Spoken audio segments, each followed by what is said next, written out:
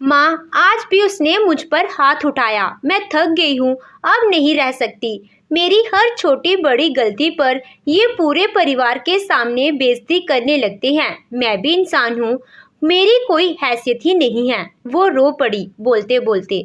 रो मत बेटा, तू घर चली आ। बहू देखे ऐसे, तू पढ़ी लिखी है, किसी की भी चिंता करने की जरूरत नहीं है। 2-4 दिन में ही इन लोगों की अकल ठिकाने लग जाएगी, देखना फिर। और अगर ना भी लगी तो तलाक का रास्ता तो खुला है ना। बहुत सह लिया तूने, अब नहीं। माँ उसे दिलासा दे रही थी। वो हिचकियां लेकर रोती रही और फिर अपना सामान समेटने लगी। संजय उसे सामान पैक करते हुए देखकर बोला, कहाँ की तैयारी है? आपसे मतलब? आपने मुझे कभी बताया कि आप कब और कहाँ जाते हैं? सोचते अपनी फैमिली के सामने मुझे बेइज्जत करते समय हो कि मैं तुम्हारी बीवी हूँ, कोई नौकरानी नहीं। बस करो संजय, बहुत हो चुका। अब मैं एक पल के लिए यहाँ नहीं रहूँगी।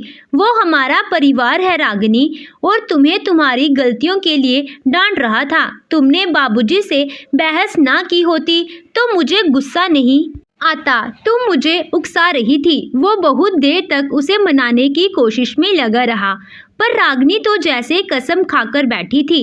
कब ऑटो किया, कब बाहर निकली, कब ट्रेन में बैठी, उसे कुछ होश नहीं। बस इतना याद है कि संजय बहुत देर तक उसे खड़ा देखता रहा जाते हुए। गुस्से ने उसके सोचने समझने की शक्ति जैसे छीन ही ली थी। माँ के कहे शब्द उसके कानों में गूंज रहे थे। तू चली आ, बहू सह चुकी।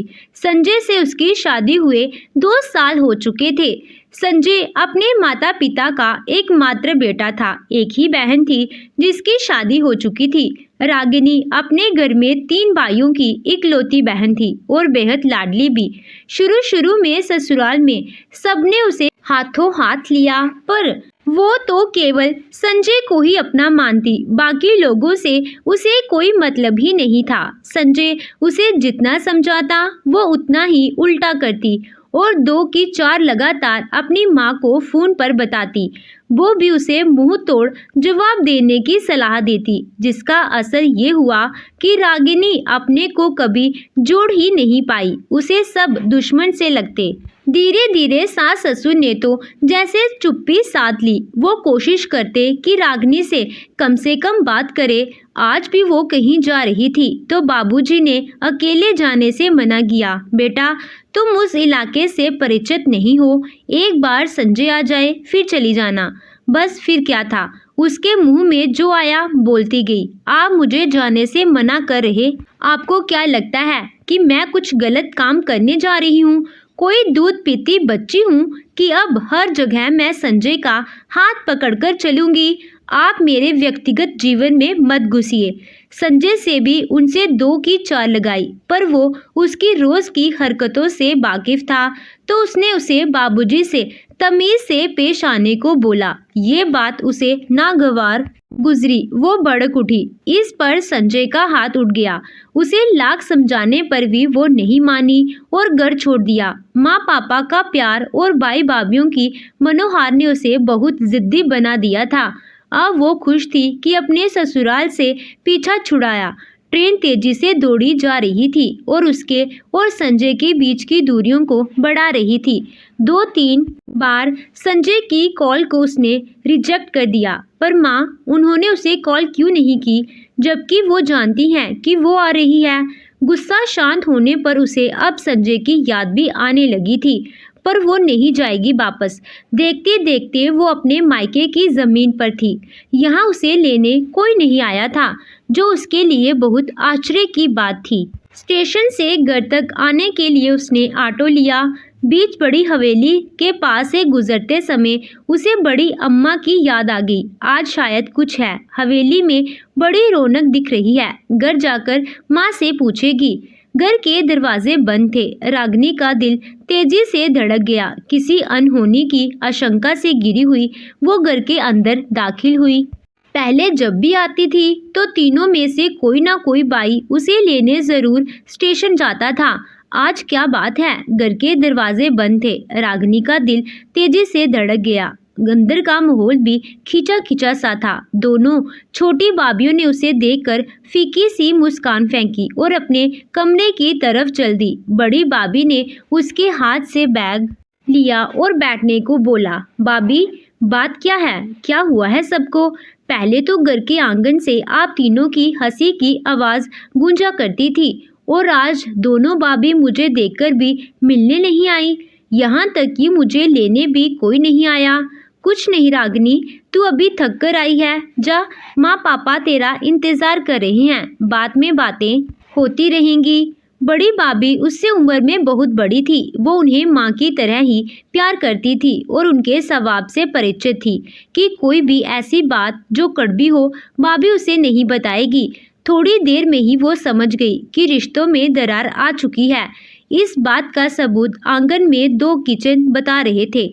यही वो बात थी जो शायद बड़ी भाभी उसे अपने मुंह से बताना नहीं चाह रही थी। वो अपना बैग लेकर माँ के कमरे की तरफ चल दी, पर तभी एक और झटका लगा। भाभी ने उसे छत पे बने कमरे की ओर इशारा करके वहां जाने को बोला। पर भाभी, माँ का कमरा तो नहीं रागिनी, अब माँ पापा मेरे साथ रहते हैं ऊपर। तू चल, मैं तेरे लिए कुछ खाने को लेकर आती हूँ। ढेर सारे सवाल उसके मन में चल रहे थे। इतना सब हो गया और माँ ने मुझे बताया भी नहीं। एक मैं हूँ जो अपनी सारी बातें उनको बताती हूँ। अभी जाकर माँ से पूछती हूँ।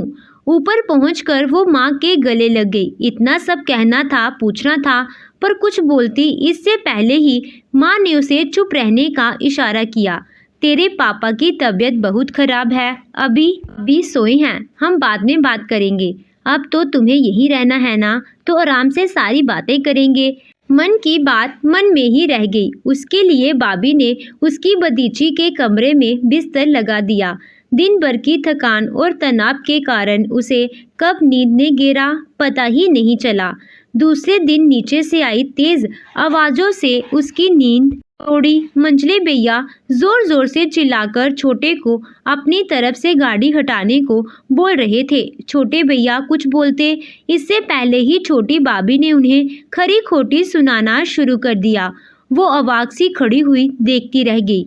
ये लोग इस तरह कैसे कर सकते हैं? रिश्तों की कोई मर्यादा होती है कि नहीं? बड़े जेठ हैं वो, हिम्मत कैसे हो गई? छोटी भाभी से अभी जाकर बात करती हूँ। वो गुस्से में नीचे को चल दी, पर माँ ने उसे बीच में रोक दिया। रागिनी, ये उनका मसला है, तुझे बीच में पड़ने की कोई जरूरत नहीं है। पर माँ, मर्यादा नाम की भी कोई चीज होती है या नहीं? अच्छा, माँ ने उसे देखा। उनकी अंतर्वेदी नजरों से वो पानी पानी सी होकर वापस कमरे में चली गई। कहने को आज पहला ही दिन था उसका इस घर में। यहाँ उसने जन्म लिया था, जहाँ उसके माँ पापा थे, पर पता नहीं क्यों सबकी नज़रों में एक खालीपन सा था। उसका कमरा भी अब दूसरे भाई के हिस्से में चला गया था और वो एक अनपेक्षित मेहमान की तरह अपनी भतीजी के कमरे में अपने बैग को एक जगह रखने की कोशिश में लगी हुई थी। पापा से कोई भी तनाव वाली बात ना करें, ये हिदायत माँ और भाभी दोनों सुबह से 2 बार दे चुके थे।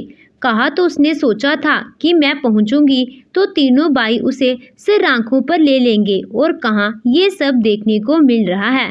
बड़े भैया ने भी संक्षिप्त सी बातें की, जैसे मानो किसी को पड़ी ही नहीं है उसकी और ना ही उसकी परेशानियों की।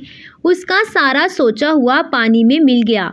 सब अपनी दिनचर्या में व्यस्त थे। माँ से कितनी सारी बातें करनी थी, पर वो भी मानो कुछ सुनना ही नहीं चाहती थी। अब उसे रह रहकर अपने घर और संजय की याद आने लगी। माँ, ये हवेली क्यों सज रही है? कल रास्ते में देखा। और बड़ी अम्मा कैसी हैं? महेश के बेटे की शादी है, उसी की तैयारी हो रही है। कल चलना है सबको।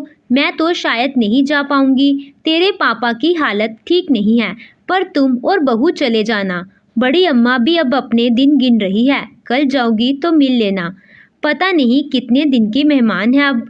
माँ ने लंबी सांस लेकर कहा।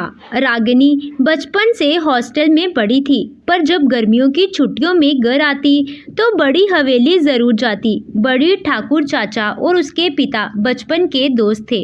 अम्मा ठाकुर चाचा की बहन थी, जो अपने पति से अलग होकर हवेली में ही रहती थी। निसंतान बड़ी अम्मा की पूरी दुनिया उनके भाई भतीजे ही थे। बड़ी अम्मा से रागिनी को भी लगाव था। उनसे मिलने की इच्छा लिए वो हवेली में जाने की सोचने लगती है। दूसरे दिन सभी अपने में व्यस्त थे, तभी वो माँ के पास गई। माँ, आप सभी बिजी हैं और शादी तो शाम को है ना। मैं सोच रही हूँ कि थोड़ी देर के लिए बड़ी हवेली हो जाऊँ, शाम को फिर बड़ी अम्मा के पास बैठने का समय ना मिले। ठीक है बेटा, हो आओ, उन्हें भी अच्छा लगेगा और तुम्हारा भी मन बहल जाएगा। माँ से सभी कृति लेकर वो हवेली पहुँचती है, जहाँ शाम की तैयारियों में सभी लगे हुए हैं। ठाकुर चाचा और बाकी लोगों से मिलकर वो बड़ी अम्मा का हाल चाल पूछने उनके कमरे की तरफ चल देती है। बचपन से इस जगह आती है तो हवेली के चप्पे चप्पे से वाकिफ है। बड़ी अम्मा के कमरे में बड़ा सा ताला देखकर वो चौंक जाती है। कहीं पर माँ ने तो बोला है कि। फिर बड़ी अम्मा कहाँ चली गई? तभी एक नौकर उसे आता हुआ दिखा। उसने रोककर बड़ी अम्मा के बारे में पूछा तो वो सकपकाया। फिर उसे ले जाकर पीछे नौकरों के तरफ वाले हिस्से में एक छोटे से कमरे में छोड़कर चला गया। बड़ी अम्मा यहाँ इस हाल में? वो रो पड़ी। टूटी सी चारपाई पे एक बेहद कमजोर काया पड़ी हुई थी। क्या स्थिति हो गई इनकी? उसने अपने बचपन में इस हवेली में उनका रुतबा देखा था और आज वो नौकरों के कमरे में। तभी उनकी खांसी से वो जैसे वर्तमान में आई। अम्मा, मैं पानी देती हूँ, कहकर वो कमरे में पानी ढूंढने लगी। चारपाई के पास ही एक पुरानी सी सुराही के ऊपर गिलास टका हुआ था। रागिनी ने जल्दी से पानी दिया। वो थोड़े से सहारे से उठी और पानी पीकर फिर निडाल हो गई। कौन है? अपनी बूढ़ी आंखों को रागिनी के चेहरे पर केंद्रित करते हुए बोली। अम्मा, मैं रागिनी। रागिनी बिटिया तू? हाँ अम्मा, पर आपकी ये हालत और यहाँ कैसे? मैं अभी ठाकुर चाचा से बात करती हूँ। रुक रागिनी, किसी से कुछ मत बोल। मुझे मेरे कर्मों का फल भुगतना है। अच्छा है, यही भुगत जाऊं। ऐसा क्या किया आपने? किया है बेटा, आपने जीते जी अपने पति का घर छोड़कर पाप किया है, वो भी केवल अभिमान के कारण। रागिनी की समझ में कुछ नहीं आ रहा था। बड़ी अम्मा ने फिर से बोलना शुरू किया। रागिनी, मैं अपने पिता की बेहद लाडली थी। जिस समय लोग अपनी बेटियों को स्कूल भी नहीं भेजते थे, उस समय मेरे पिता ने मुझे हॉस्टल में रखकर पढ़ाया था। घुड़सवारी और निशानेबाजी सिखाई थी। मैं फरटेदार इंग्लिश बोलती थी। मुझे सब सिखाया गया था। बस शादी के बाद पति घर में कैसे रहना है, यह नहीं सिखाया गया था। मैं जिद्दी और घमंडी हो गई थी। मेरे पिता ने मेरी शादी में दिल खोलकर खर्चा किया, ज़रूरत की सारी चीज़ें दी, बस मुझे संस्कार देना भूल गए। एक दिन मेरे ससुर जी ने मेरे कमरे से मेरी दीवार गड़ी, जो मुझे मेरे पिता ने विलायत से मंगवा कर दी थी, उठवाकर बैठक में लगा दी। बस फिर क्या था, मैंने ना आओ देखा ना ताओ। ये भी नहीं सोचा कि उस समय वहाँ कितने लोग मौजूद हैं। बाहर जाकर अपनी घड़ी उतार लाई और उनको सबके सामने भिखारी बोला। मेरे पिता ने उनसे माफ़ी मांगने को बोला, पर मैं अपने अभिमान में चूर थी। बहुत घमंड था। अपने पिता की दौलत पर झुकने से अच्छा उस घोर को छोड़ना ज़्यादा सही लगा। यहाँ चली आई हमेशा के लिए। पहले तो एक दो बार उन लोगों के संदेश भी आए, फिर बाद में वो भी आना बंद हो गए। उन्होंने दूसरी शादी कर ली। आज अपने घर में होती तो नाती पोते वाली होती, मेरी भी इज्जत होती। जब तक मेरे पिता और भाइयों का चला, मेरी भी हवेली में चली। पर अब भतीजों का राज है। आजकल कोई अपने माँ बाप को ना पूछे मैं क्या चीज़ हूँ। जब से बीमार हुई यहाँ डाल दिया। कहते हैं बीमारी फैलेगी। बड़ी अम्मा फिर से खांसने लगी थी। रागिनी सन्न रह गई थी, क्या बोलती। वापस घर आ गई। शाम को बेमन से शादी में शामिल हुई, पर अब मन कहीं और था। रात में कब सोई पता नहीं चला। वो शीशों के सामने खड़ी थी। एकदम से बूढ़ी हो गई। सफ़ेद बाल, झुकी हुई कमर, ये जगह कौन सी है? Store room. यहाँ तो कबाड़ रखते हैं, वो यहाँ क्यों है? तेज खांसी आ रही है। पानी पानी। पसीने में लथपथ उसकी नींद खुल जाती है। क्या हुआ रागिनी, कोई बुरा सपना देखा क्या? माँ उसे पानी देकर पूछती है। ओह हाँ, नहीं, वो अभी भी पसीना पोंछ रही है। अच्छा सुन, तू जल्दी से फ्रेश हो जा, फिर अपना सामान स्टोर वाले कमरे में लगा ले। वो क्या है ना, अब तुम्हें यहीं रहना है तो अलग कमरा तो चाहिए ना, तो मैंने स्टोर की सफाई करा दी है, आज से तू वही रहेगी। वो चौंक जाती है। कहाँ संजय और उसका एसी बेडरूम, और कहाँ वो स्टोर रूम? उसे अपना सपना सच होता हुआ दिखाई दे रहा है। वो फिर से पसीने में नहा जाती है। माँ से ये उम्मीद बिल्कुल भी नहीं थी। उसे रोना आ जाता है। अब उसे अपनी सारी गलतियाँ शिद्दत से याद आने लगी हैं। उस दिन भी तो बाबूजी उसके और संजय के बीच बचाव ही कर रहे थे जब वो उन्हें मारने जपती थी। अगर संजय बीच में नहीं आते तो उसका हाथ उठ चुका था। इसी कारण संजय मजबूर हो गए थे उस पर हाथ उठाने को। कोई भी औलाद अपने पिता की बेइज्जती कैसे देख लेता, पर वो ये छुपा गई थी। रागिनी की हिचकियां बन गई। बहुत देर तक रोती रही, फिर आने का वादा करके फोन रख दिया। उसने फैसला ले लिया था, वो हवेली वाली अम्मा नहीं बनेगी। माँ, मैं अपने घर वापस जा रही हूँ, आप स्टोर रूम में वापस सामान रखवा दीजिए। गर्भ निश्चित उसकी बात सुनकर माँ बोली, अरे तू वापस नहीं जाएगी, कभी नहीं, सोच ले फिर मत कहना। उनके चेहरे पर हल्की सी मुस्कान थी जिसे रागिनी नहीं देख पाई। नहीं माँ, मैं जा रही हूँ अपने घर, वो मेरा घर है और अब कभी कुछ नहीं कहूँगी। वो मुस्कुराते हुए नहाने चल दी। करीब 2 घंटे बाद उसने स्टेशन के लिए कैब बुलाई। माँ ने ढेर सारी चीजें बांधी, वो सबसे मिलकर चल दी। 5 मिनट बाद उसे एहसास हुआ कि शायद उसका मोबाइल घर में ही छूट गया है। वो वापस घर की तरफ बढ़ी, तभी अंदर से आती आवाज़ों ने उसके कदम रोक दिए। माँ और तीनों भाभियाँ आंगन में बैठी हंस रही थी। छोटी भाभी बोली, मान गया आपको माँ, क्या सबक सिखाया आपने रागिनी दी को? और सबसे कठिन रोल तो पापा जी का था, बेचारे 2 दिन बिस्तर पर पड़े रहे। क्या करती मैं, अगर उसका बस चलता तो अपनी लाडली को पहले ही सब सच बता देते और वो कभी वापस नहीं जाती। इसीलिए उनसे दूर रखना ही ठीक था। मैं रागिनी को जानती हूँ, वो जिद्दी है। जब तक उसे सामने से कोई चीज़ ना दिखाओ समझती नहीं है। इसीलिए मायके का ये रूप भी दिखाना ज़रूरी था। एक ही दिन में वो 2 किचन बनाना और तुम सबका इस तरह एक दूसरे से लड़ना भी तो हमारी योजना का हिस्सा ही था। पर बेचारी रागिनी दी, हम सब ने उनके साथ सही नहीं किया। मंजली भाभी बोली, बच्चे जब छोटे होते हैं तो कड़वी दवा देने के लिए भी कभी कभी माँ को उनकी नाक भी बंद करनी होती है, पर वो उसके फायदे के लिए ही होता है। रागिनी को राखी पर बुला लेंगे, पर उसकी अकल ठिकाने आ चुकी है। वो ठीक से ससुराल में रहेगी। अगर उसे पहले समझाती वो मुझे भी दुश्मन समझती, पर अब सब ठीक है। पर एक बात समझ नहीं आई, अभी तो दूसरा ही दिन था, रागिनी इतनी जल्दी कैसे चली गई? बड़ी भाभी ने बोला।